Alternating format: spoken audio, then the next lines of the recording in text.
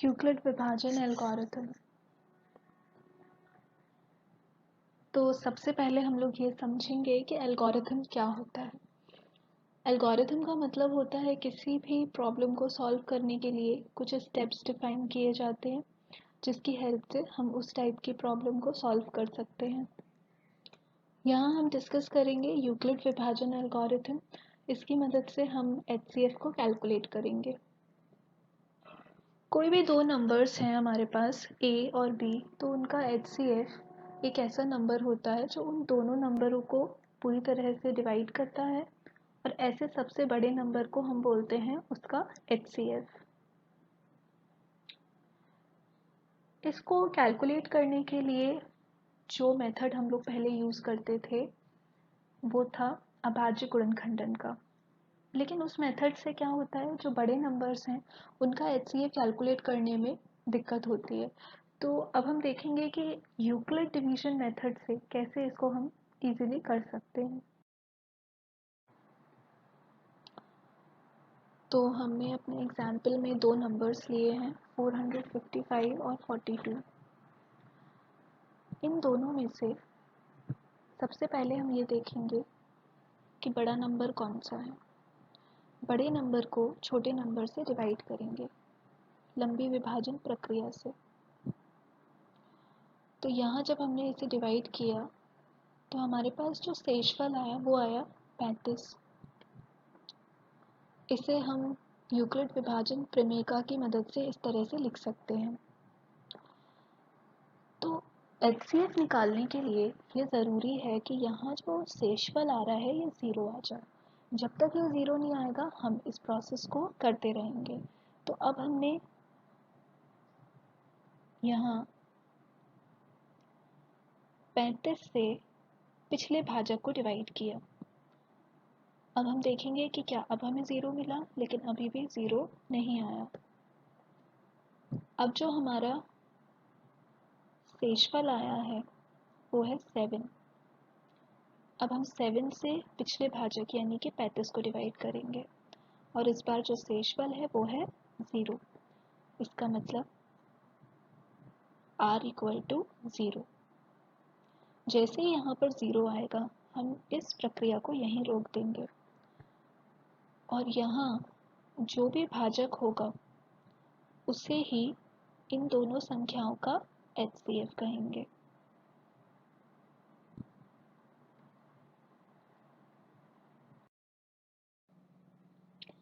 यहाँ आप देख रहे होंगे कि ये जो दोनों नंबर्स हैं ये बड़े हैं। ये एक 4 डिजिट नंबर है और ये एक 5 डिजिट नंबर है। इसको भी हम इसी एल्गोरिथम की हेल्प से सॉल्व करेंगे।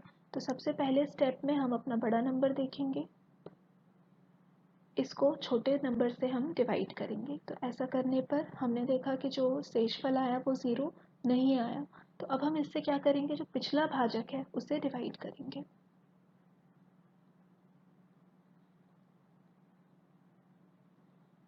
ऐसा करने पे जो हमें शेषफल मिला वो है 272। फिर से हमने देखा कि ये 0। अब हम 272 से अपने पिछले भाजक को यानी कि 420 को डिवाइड करेंगे। इस बार रिमाइंडर है 148। ये भी 0 नहीं है, तो इस प्रोसेस को हमें फिर से कंटिन्यू करना पड़ेगा। इसी तरह से इसको हम करते जाएंगे जब तक कि हमें 0 ना मिले। तो यहाँ हमने देखा कि 4 से डिवाइड करने पे फाइनली ये 0 हो गया। तो ये 4 जो है हमारा HCF है।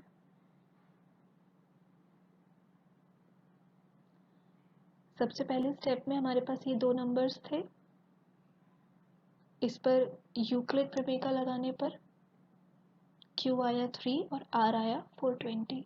ये जो R आया ये 0 नहीं था, तो हमने इस R से इस B को डिवाइड किया।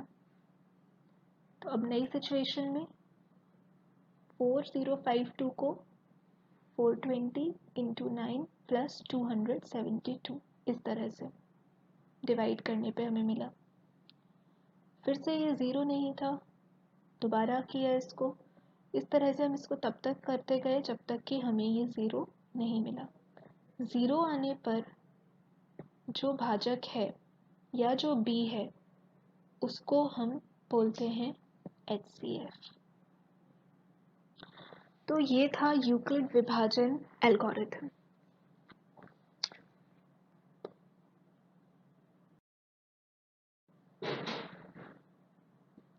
एक बार हम रिवाइज कर लेते हैं हमने क्या क्या आज पढ़ा।